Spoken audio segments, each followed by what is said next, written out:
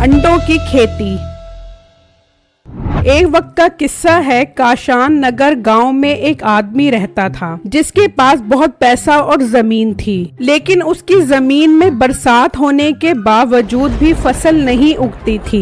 उसने अपनी जमीन में हर तरह का बीज बोया, लेकिन फसल मुरझा जाती और जमीन दोबारा बंजर हो जाती थी। ये बात उसके लिए बहुत परेशान कुन थी। मालिक, इस बार भी फसल मुरझा गई है, मैं अभी देख कर आ रहा हूँ। ये तुम क्या कह रहे हो? इस बार तो हमने जमीन में बीज भी बहुत महंगा बोया था, फिर भी फसल मुरझा गई। जी मालिक, फसल मुरझा गई है। मुझे तो लगता है इस जमीन पर कोई फसल नहीं उग सकती। मालिक, एक मशवरा है अगर आप मानो तो। हाँ मुंशी, बताओ क्या मशवरा है तुम्हारे पास? मालिक, मैं तो कहता हूँ इस जमीन को औने पौने रेट पर बेच दो। इस तरह तो आप अपना पैसा और मेहनत दोनों जाया करोगे। हाँ तुम ठीक कह रहे हो, जमीन पर लिखकर लगा दो कि ये जमीन बराए फरोख्त है। फिर मुंशी ऐसा ही करता है और जमीन पर लिखकर लगा देता है। इस तरह कई दिन गुजर जाते हैं। फिर एक आदमी की नजर उस पर पड़ती है। वो जमीन देखकर बहुत खुश हो जाता है और जाकर ये खबर अपने भाई को बताता है। बैठे भाई, अपना काम बन गया। साथ हमारे गाँव में एक जमीन बराए फरोख्त है, कमाल की जमीन है। मैं तो कहता हूँ फौरन इसका सौदा बना लो, इससे पहले कि वो जमीन कोई और ले जाए। ओ भाई, क्या तू हर काम में हाड़ा हुड़ी मचा देता है? पहले भी तेरे कहने पर कचौरी के पत्तों में पैसा डाला था, सारा पैसा डूब गया। ओ भाई, वो कचौरी के पत्ते थे, ये जमीन है और जमीन कीमत बढ़ाती है, कम नहीं करती। सही मशवरा दे रहा हूँ, बहुत फायदा उठाओगे। चल फिर तू जमीन के मालिक का पता लगा, आज शाम में ही उसके पास चलते हैं। फिर मीठे का भाई उस जमीन के मालिक का पता लगाता है और वो शाम में ही उसके पास पहुंच जाते हैं। जी सेठ साहब, मैंने सुना है आप अपनी जमीन बेच रहे हो। हाँ तुमने बिल्कुल ठीक सुना है, हम ये गांव छोड़कर जा रहे हैं, इसलिए सोचा कि ये जमीन भी सेल कर दें। बहुत अच्छा सोचा है आपने। आजकल तो वैसे भी जमीनों पर बहुत कब्जे हो रहे हैं, हमें तो जमीन खरीदते हुए बहुत डर लग रहा है। ये सुनकर जमीन का मालिक डर जाता है और कहता है, नहीं नहीं भाई, तुम्हें डरने की जरूरत नहीं है। तुम ये जमीन खरीद लो, मैं तुम्हें सस्ती दे दूंगा। सस्ती? कितनी सस्ती दे दोगे तुम जमीन मुझे? मैं तुम्हें 5 लाख रुपए की दे दूंगा। मीठा ये सुनकर खुश हो जाता है और कहता है, 5 लाख रुपए बहुत ज्यादा है, अगर देनी है तो 3 लाख रुपए में दे दो, वरना हम जा रहे हैं। चल छोटे, चल यहाँ से। नहीं नहीं, 3 लाख रुपए में सौदा पक्का, तुम 3 लाख रुपए की जमीन ले लो। ठीक है सेठ साहब, हम कल आपको 3 लाख रुपए दे देंगे।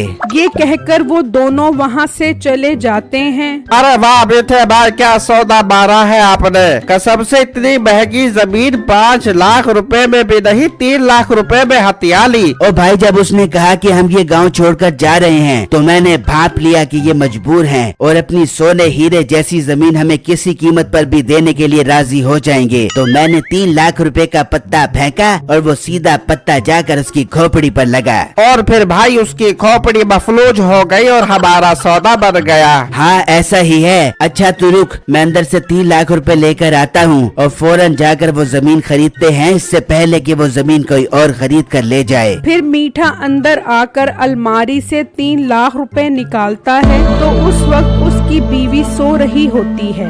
मीठा जैसे ही पैसे ले जाने लगता है तो आवाज आती है, भागते हैं दबे पाँव के कोई जाग न जाबे, चोरी करने वालों की यही खास अदा है। खराटे मार के सोती है जो औरतें घर पे, मिठे जैसा शोरी फकत उनकी सजा है। और बेगम अभी मत रोक, बहुत प्यारा सौदा हाथ लगा है, इसीलिए पैसे लेकर जा रहा हूँ। मिठे मेरे से सहानुभूति न करे बेबियो, वो तो मेरी आंख खुल गई, वरना तो तूने साथ वाले हमसाये पे इल्जाम लगा देना था कि वो पैसे चुरा के ले गया। और बेगम ऐसी कोई बात नहीं है, एक बहुत अच्छी और सस्ती जमीन मिल रही है 3 लाख रुपए में, वही खरीदने जा रहा हूँ। कसम से अपने भाग खुल गए हैं। बस बस रहने दे, तू इतना सियाना कहाँ से आ गया जो अपने भाग खुल गए। सारा पैसा तूने सर्फ एक्सेल के झाग की तरह उड़ा दिया, मैं तो क्या मेरे माँ बाप भी रुल गए। बेगम यकीन कर, बहुत अच्छा सौदा है। चल मैं वो जमीन तेरे नाम करवा देता हूँ, अब तो खुश है ना? हाँ अब ठीक है मिठे, अब मैं बहुत खुश हूँ। चल फिर आई लव यू बोल। आई लव यू सो मच्छी, कुछ मच्छियाँ। फिर मीठा पैसे लेकर बाहर आता है और वो दोनों पैसे जमींदार को दे देते हैं और उससे जमीन खरीद लेते हैं। अब उनका मिशन होता है उन पर अच्छी फसल उगाना। ये ले बेगम, पढ़ ले, तेरे नाम पर जमीन खरीदी है, अब तो खुश है ना? हाँ मिठे, मैं बहुत खुश हूँ। देख लो अब्बू जान, मिठे ने पूरे 2 बिघे जमीन मेरे नाम करवा दी है। अब अब्बू मेरे शोहर की इज्जत किया करो, अपने शोहर की बेइज्जती बिल्कुल ना बर्दाश्त कर बेबूंगी। हाय हाय बेटा, अब तो हम सब मीठे की इज्जत करेंगे। अच्छा मिठे, जमीन तो खरीद लिया, अब इस पर कोई अच्छी फसल उगा ले ताकि पैसों की लाने लग जाबे। बेगम तू फिक्र मत कर, मेरे जहन में बहुत अच्छा आइडिया आया है। आज ही मैं जाकर मजदूरों से बात करता हूँ और जमीन ठेके पर दे देते हैं, हर महीने पैसे आएंगे।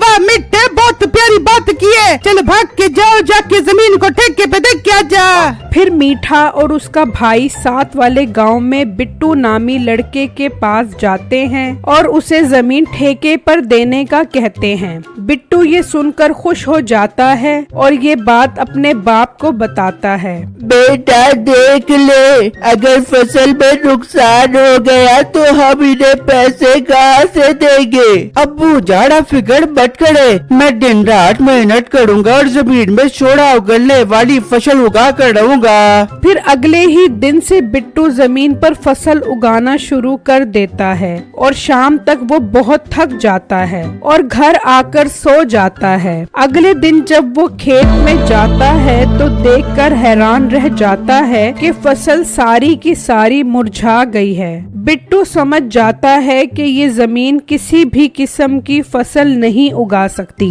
वो ये बात जाकर मीठे को बताता है तो मीठा कहता है, और मोटे पेट वाले, मैंने तुझे जमीन ठेके पर दी थी, अब वो फसल उगाए या ना उगाए मुझे कुछ नहीं पता। मुझे तो बस मेरी जमीन के पैसे चाहिए, वरना मैं तेरा जीना हराम कर दूंगा। बिट्टू ये बात सुनकर बहुत परेशान हो जाता है और अपने बाप को ये बात बताता है। उसका बाप ये सदमा बर्दाश्त नहीं कर पाता और बेहोश हो जाता है। अब्बू जाड़ आंखें खोले, अब्बू जाड़ आपको क्या हो गया है? अब्बू जाड़। बिट्टू परेशानी में गांव के हकीम के पास जाता है। हकीम साहब जल्दी चले, मेरे अब्बू की तबीयत बहुत खराब हो गई है, जल्दी हमारे शहर चले हकीम साहब। हकीम साहब बिट्टू के साथ घर आते हैं और उसके बाप को देखते हैं।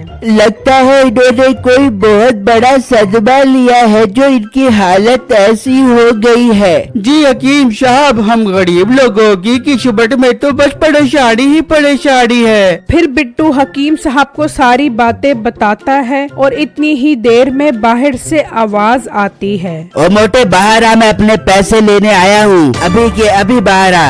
यही आदमी है जिसने तुम्हें जमीन ठेके पर दी है? जी हकीम साहब, यही आदमी है और अब मुझे दिन रात पैसों के लिए तंग कर रहा है। तुम परेशान न हो, मेरे साथ बाहर चलो। फिर वो दोनों बाहर आते हैं। हाँ मोटे, मेरे पैसे निकाल अभी के अभी। मीठे भाई, मैं आपसे कह रहा हूँ आपकी जमीन ही खराब है, इस पर कोई फसल नहीं उग सकती। मेरी जमीन खराब है या तेरी नीयत खराब है? पैसे देता है या अभी पुलिस को बुलाऊं? बेटे मेरी बात सुनो, इस गरीब लड़के को 1 हफ्ते का टाइम दे दो। अगर ये 1 हफ्ते में तुम्हारे पैसे ना दे सका तो मैं तुमसे जमीन खरीद लूंगा।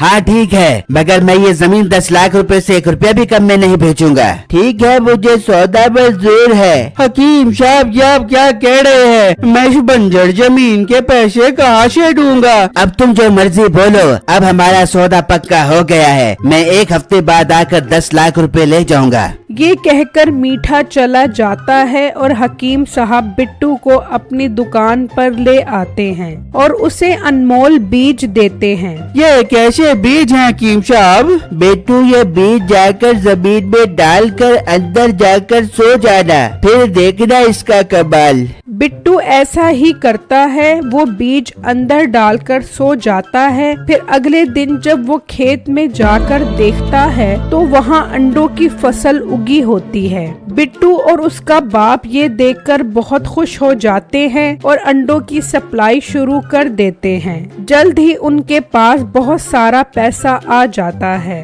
बिट्टू उनमें से 10 लाख रुपए हकीम साहब को देता है और उनका शुक्रिया अदा करता है। फिर मीठा वादे के मुताबिक हकीम साहब के पास आता है और उनसे 10 लाख रुपए लेकर जमीन के कागजात उनके नाम कर देता है। आई लव यू हकीम साहब, जो आपने इतनी गंदी जमीन मुझसे 10 लाख रुपए में ले ली। कोई बात नहीं बेटा, ये तो मेरी किस्मत है। तू है ऐसी किस्मत पर। और एक बात और सुनो, ये गंदी जमीन मैंने 3 लाख रुपए में खरीदी थी और तुमने बेवकूफों की तरह मुझसे 10 लाख रुपए में खरीद कर मुझे 7 लाख रुपए का प्रॉफिट करवा दिया। बेटा तुम वो जमीन मुझे बेचकर नुकसान में ही रहे हो, जरा एक दफा जाकर तो देखो।